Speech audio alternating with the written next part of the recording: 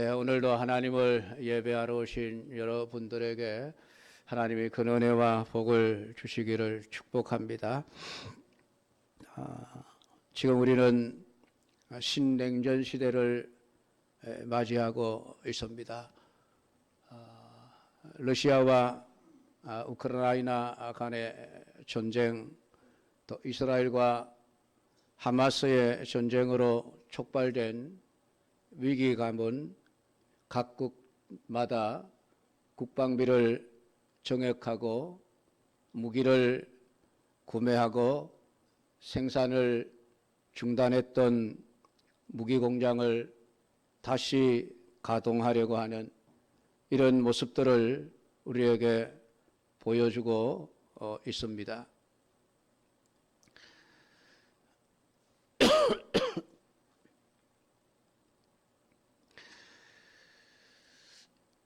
이런 힘의 논리는 세상이 추구하는 바입니다. 세상은 끊임없이 힘을 얻으려고 합니다.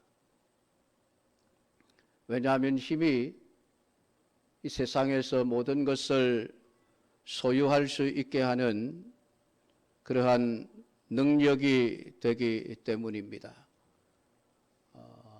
러시아가 우크라이나를 침공한 것은 영토를 넓히기 위한 목적이 아니죠.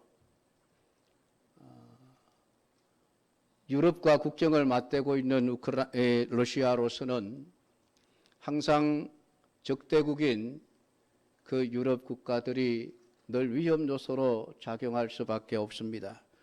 그래서 그 중간에 놓여져 있는 이 우크라이나가 좀 완충지대 역할을 하고 중립 지역으로서 존재해야 되는데 이 우크라이나가 유럽 쪽으로 붙으려고 하는 이러한 사실들로 인해서 결국은 러시아는 자신들의 그 위기 상황을 느끼면서 오히려 우크라이나를 침공했고 그것으로 인해서 지금 전쟁이 발발했던 것입니다. 그런데 이 일로 인해서 세계 각국은 위기감을 느꼈습니다. 우크라이나가 당하는 것을 보면서 수많은 유럽 연합국들은 야, 우리도 힘이 없다가는 이렇게 당하겠구나. 그래서 우리도 힘을 가져야 되겠다. 그동안에 미국을 의지하고 미국 덕분에 군비를 적게 내어도 별 걱정 없이 살아왔는데 이제는 그럴 상황이 되지를 못했다 생각을 하고 전부 국방비를 정액하는 이러한 상황으로 치닫게 되어졌습니다. 그런데 이런 힘의 논리는 지금 전 세계 여러 나라들에 확산되어져 가고 있습니다. 사실 중국은 지금까지 미국의 힘에 눌려서 제대로 과거에는 강대국의 그런 지위를 누렸지만은 지금은 그런 강대국의 지위를 누리지 못한 채 정말 어떤 약한 국가로 존재하는 것을 더 이상 견디지 못하고 지금 엄청난 군비의 정액을 통해서 항공모함을 만들어내고 전투기를 생산하고 또 각종 전쟁 무기들을 대량으로 생산해내서 미국의 힘보다 우위에 있으려고 하는 이러한 시도를 하고 있습니다. 북한은 북한대로 미국의 힘에 맞서기 위해서 핵무기를 장착을 하고 있습니다. 우리나라 역시 여러분 예외일 수는 없습니다. 사실 우리나라도 할 수만 있었으면 이미 고 박정희 대통령 시절에 핵무기를 만들려고 시도를 했다가 실패했던 적이 있습니다. 지금도 그 미국과의 조약 때문에 족쇄가 채워져서 핵무기를 만들지 못할 뿐이지 핵무기를 만들 수 있는 연료들과 기술들은 이미 충분히 보유하고 있는 상태입니다. 그래서 지금도 우리나라는 세계 어떤 나라들보다 전쟁 무기 생산이 1등 국가죠. 최고의 무기를 만들어내고 있고 대량 생산하고 있고, 지금도 우크라이나에 많은 무기들을 이렇게 지원을 하고 탄약을 지원하고 이러고 있습니다만은, 세상은 힘이 있으면은 모든 것을 다 가질 수 있습니다. 그래서 힘을 가지려고 애를 쓰고 있는 것이죠. 그러나 하나님이 원래 창조하신 세계는 힘의 논리가 작용하는 세계가 아니었습니다. 오직 하나님의 말씀으로 인해서 존재를 했고, 하나님의 말씀으로 유지됐던 세계가 하나님이 창조하신 세계였습니다. 그러니까 그들은 하나님이 말씀으로 창조하여 주신 것들을 마음껏 먹고 마시면서 누리면서 하나님을 찬양하고 경배하며 살아가면 되었던 것이 타락하기 이전의 세상이었습니다. 그러나 그런 세상 속에 사단이 결국은 사람들을 유혹하여 죄에 빠뜨리게 되어지는데, 그 유혹이 바로 힘입니다.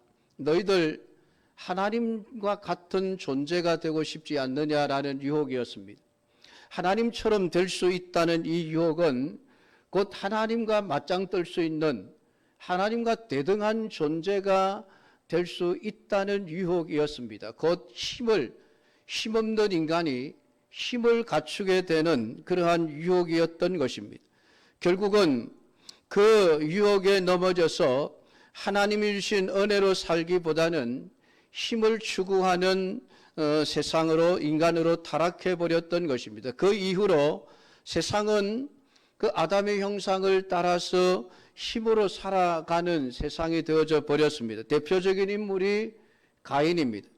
가인은 동생 아벨을 쳐 죽이고 사람들이 자신에게 복수할 것을 두려워했지만은, 하나님은 생명의 표를 주어서 너를 지켜주겠다고 약속하셨습니다. 그러나 가인은 하나님의 보호를 거부하고 자신의 힘으로 자신의 생명을 지키고자 하여 성을 쌓고 문화와 기술을 발전시켜가며 힘을 쌓아갔던 것입니다. 이후부터 세상은 오직 힘의 논리가 지배하는 것이 되어져 버렸습니다.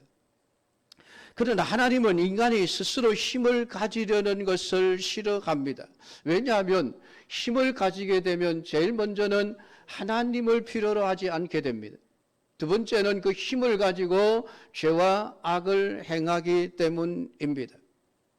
여러분 생각해 보십시오. 내게 힘이 있으면은 왜 우리가 다른 힘 있는 사람을 의지하려고 하겠습니까? 내게 하나님만한 힘이 있다면 우리가 하나님을 믿고 살겠습니까? 그럴 필요가 없죠. 하나님 없어도 얼마든지 내 힘으로 살아갈 수 있기 때문에 하나님을 의지하지를 않습니다. 그렇기 때문에 사람들은 지금도 하나님을 믿고 의지하되 내게 힘을 주시는 하나님을 찾고 그 하나님이 되어 주시기를 원한다는 것입니다. 그러나 하나님은 역사 속에서 하나님 없이 자기의 힘을 믿고 살아가는 모든 세력들을 다 심판해 버리셨습니다. 힘을 가졌던 나라들 다 패망하고 사라졌습니다. 바벨론, 아수르, 페르시아, 헬라 제국, 로마 제국 모두가 다 당시로서는 세계가 감당할 수 없는 큰 힘을 가진 나라였지만은 어느 순간 망해버리고 말았습니다. 그들이 왜 망했습니까? 하나님이 그들을 심판하셨기 때문입니다. 힘이 있다고 하나님을 무시하고 교만하고 힘을 의지하고 살아갔기에 하나님은 그들의 힘이 소용이 없다는 것을 세상에 보여주기 위해서 힘 있는 나라들을 항상 무너뜨려 망하게 만들어 오셨던 것입니다. 하나님은 힘을 추구하는 이 세상을 가리켜서 짐승들의 표현을 해놓고 있습니다. 다니엘서, 요한계시록, 예언서들을 살펴보면 거기에 등장하는 나라들을 표현하는 것이 때로는 사자로, 때로는 표범으로, 때로는 곰으로, 때로는 무서운 짐승으로 이 힘을 가지고 살아가는 나라들을 그렇게 짐승처럼 표현을 해놓고 있는 것을 보게 되어집니다. 하나님이 이런 자기 힘을 믿고 의지하며 살아가는 그런 나라들을 짐승처럼 생각하신다는 이야기죠. 다니엘서 4장 25절에 보면 그 바벨론의 왕이었던 느부갓네살이 등장합니다. 근데 그 느부갓네살 왕이 천하를 호령하다가 어느 날 갑자기 짐승이 되어져 버렸습니다. 왕궁을 떠나서 들판을 쏘다리며 머리털도 깎지 않고 산발을 하고 발톱과 손톱도 깎지 않아 길어 짐승처럼 네 발로 기어다니면서 풀을 먹고 사는, 아침 이슬을 맞고 살아가는 이러한 비참한 짐승의 삶을 살게 되어집니다. 하나님께서 그렇게 하셨습니다. 왜냐하면 이 느부갓네살이 자기가 이루어낸 그 나라를 보면서 내가 힘이 있어, 내가 실력이 있고 내가 능력이 있어 이만큼 나라를 크게 세웠다라고 교만했기 때문에 하나님이 그 느부갓네살을 심판하셔서 너 힘이 아니라는 것을 알아라 그러면서 7년 동안 짐승으로 살게 하셨던 것입니다. 그것은 세상의 어떤 힘보다도 하나님이 더 힘과 능력과 권세가 있으신 분이시라고 하는 것을 세상 만민들에게 보여주고자 하셨던 것입니다. 이 힘으로 유죄되고 힘으로 살아가는 세상의 나라는 짐승의 나라라고 성경이 표현하고 있는데, 이 힘을 쫓아가는 짐승의 세계는 사단이 통치하고 다스리는 세계입니다. 그래서 하나님은 이 사단이 사람들을 유혹할 때에 하나님을 의지하지 말고 너의 힘을 의지하고 믿어라, 너 힘을 가지라고 속삭이는 이 유혹 앞에서 수많은 사람들이 결국은 그 사단의 유혹을 받아 힘을 쫓아가는 짐승의 삶을 살게 되어진다는 것입니다. 요한계시록 13장에 나오는 그 짐승의 수, 사람의 수라고 불리워지는 666이라고 하는 숫자 역시 사단에게 속한 자들의 표시죠. 그것이 사단이 힘을 추구하는 세계이기 때문에 그 세계를 가리켜서 짐승의 수라고 성경은 표현을 하고 있습니다. 이렇게 사단은 끊임없이 하나님이 아니라 우리 개인의 힘과 능력을 극대화시켜서 그 힘으로 다른 사람들을 누르고 짓밟고 빼앗고 마음껏 누리며 살아가라고 우리에게 유혹하고 있는 것입니다.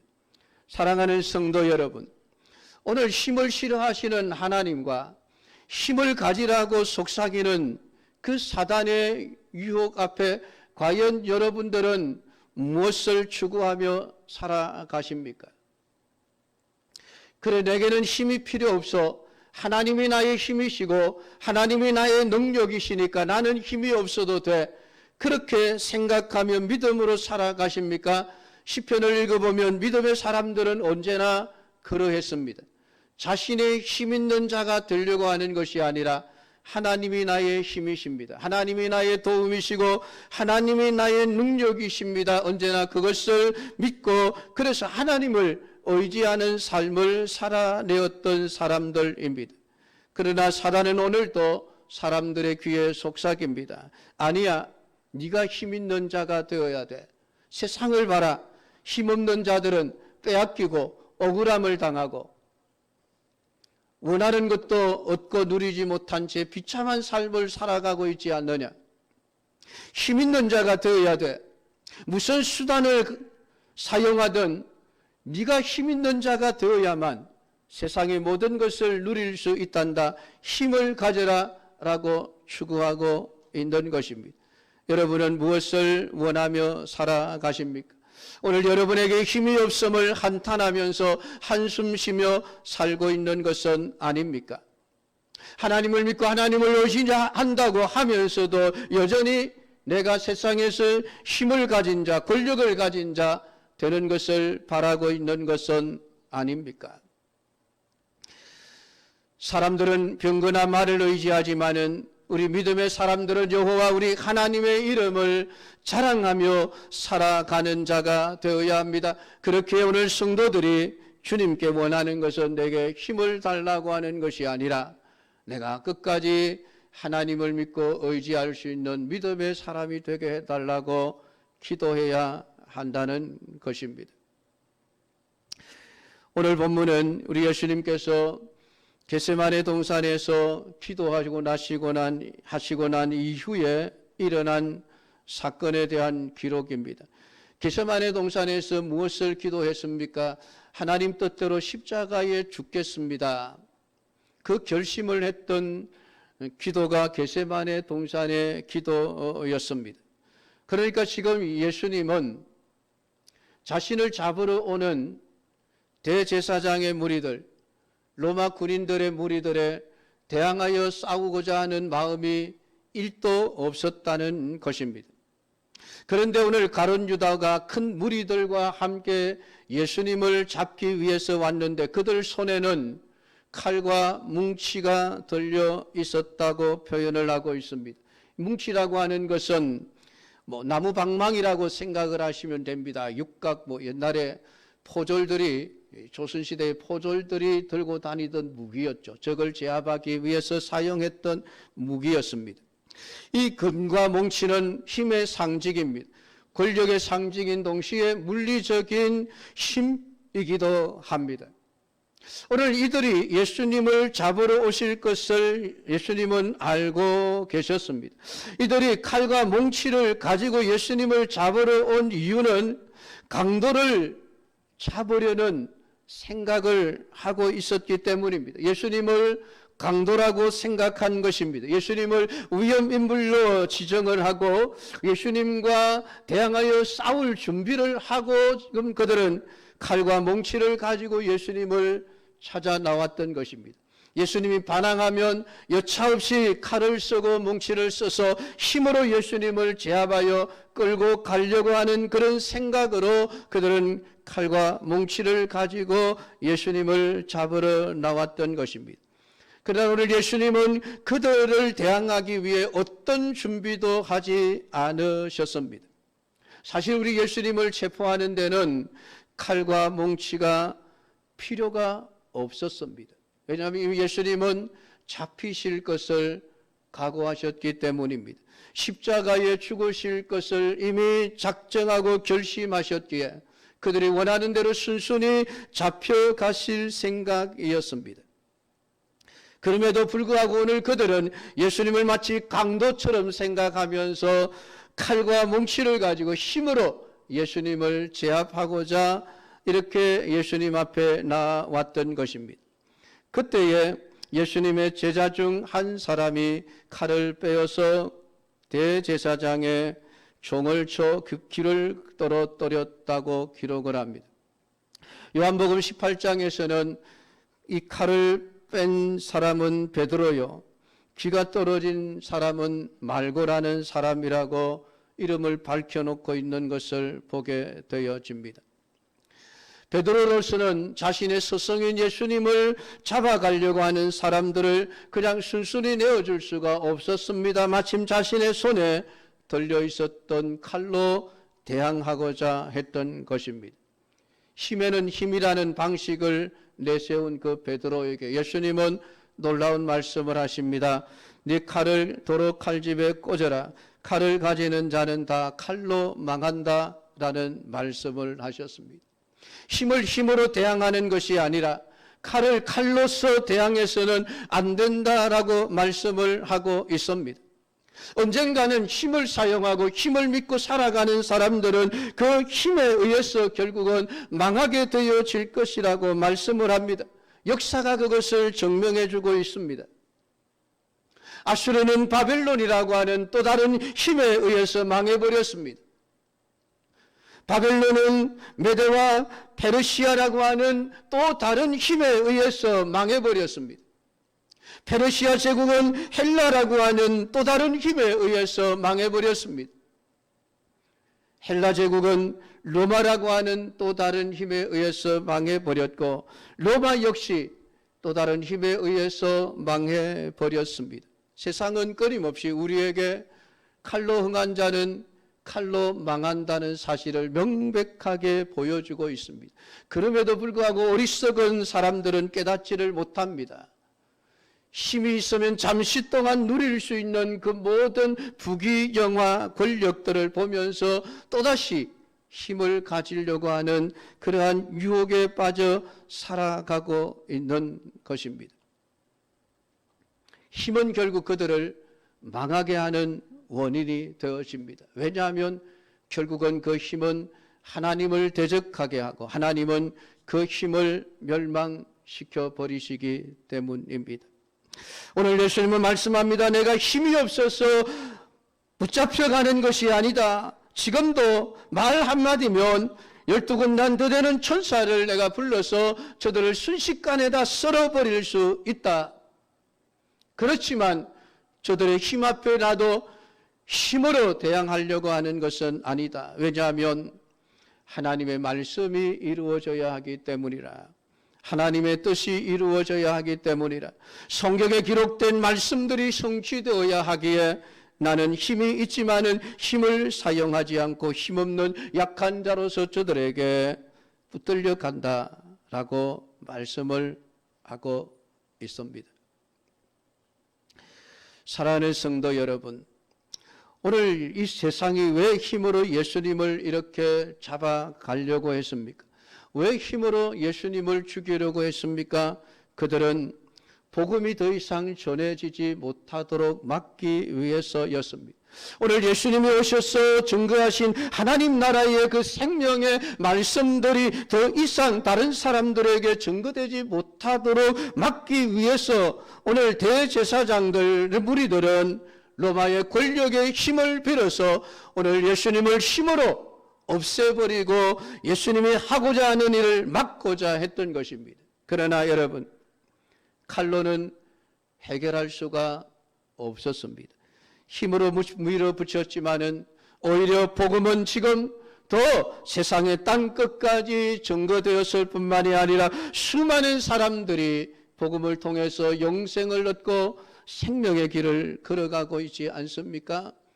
힘으로는 해결되는 문제가 아닙니다. 사랑하는 성도 여러분, 오늘 여러분은 무엇을 추구하십니까? 힘을 추구하십니까? 물론 우리가 성경이나 기독교의 역사를 보면 교회가 얼마나 힘없이 당했는지 우리는 알고 있습니다. 수많은 사람들이 핍박을 받았고 미움을 받았고 심지어는 순교하기까지 했습니다. 그런데 그럴 때에 하나님은 침묵하고 계셨다는 사실입니다. 하나님이 힘이 없어서 그들이 당하는 고난을 내버려 두신 것입니까? 하나님이 능력이 없어서 그들의 순교를 막지 않으신 것입니까? 얼마든지 막으실 수 있습니다. 베드로가 순교할 것을 하나님은 천사를 보내어서 막아내셨습니다. 사자굴 속에 던져진 다니엘을 사자의 입을 봉하셔서 해하지 못하도록 막으셨습니다. 불못불 속에 던져진 사드락과 메삭과 아벤느고를 하나님이 머리털 하나도 거슬리지 아니하도록 막아주셨습니다. 그럼에도 불구하고 많은 그리스도인들은 환난과 고난과 핍박을 받다가 고난 중에 죽어갔고 심지어는 순교의 길을 걸어가야만 했습니다. 하나님이 힘이 없어서가 아니라는 것입니다.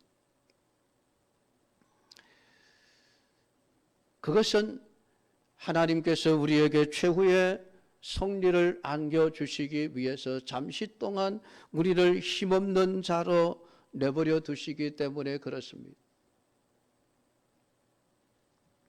결국은 마지막 때에 하나님은 세상의 모든 힘을 심판할 것이고 오늘 우리 그리스도인들에게 영원한 승리를 안겨주실 것입니다.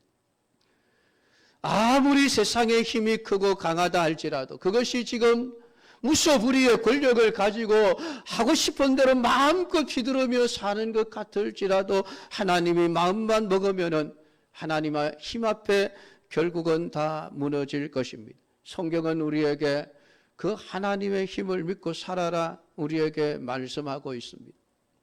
사도 바울은 그 원리를 깨달았기에 내가 약할 때에 내가 약하다는 것 때문에 약점인 줄 생각했고 그 약점을 없애기 위해서 주님께 3번이나 그 약점을 없애달라고 내가 기도했다. 그러나 하나님의 말씀을 듣고 내가 깨달은 것이 있으니 내가 생각했던 그 약점이 나를 약하게 하는 것이 아니라 내 약점 때문에 하나님의 능력이 내게 더 크게 역사하시더라. 하나님의 힘이 더 크게 자신에게 나타났다고 깨달은 진리를 우리에게 말씀해 주고 있습니다. 그래서 자신은 자신의 약함을 자랑한다라고 말했습니다. 사랑하는 성도 여러분, 지금 우리는 약해도 괜찮습니다. 지금 우리는 세상으로부터 힘없이 당해도 괜찮습니다. 그들에게 칼을 빼어서 힘으로 대적하려고 하는 생각을 우리는 버려야만 합니다. 왜냐하면 우리가 힘을 믿고 의지하다가는 우리 모두도 하나님이 힘을 싫어하시고 힘을 심판하실 그때에 함께 심판을 받게 되기 때문에 그렇습니다.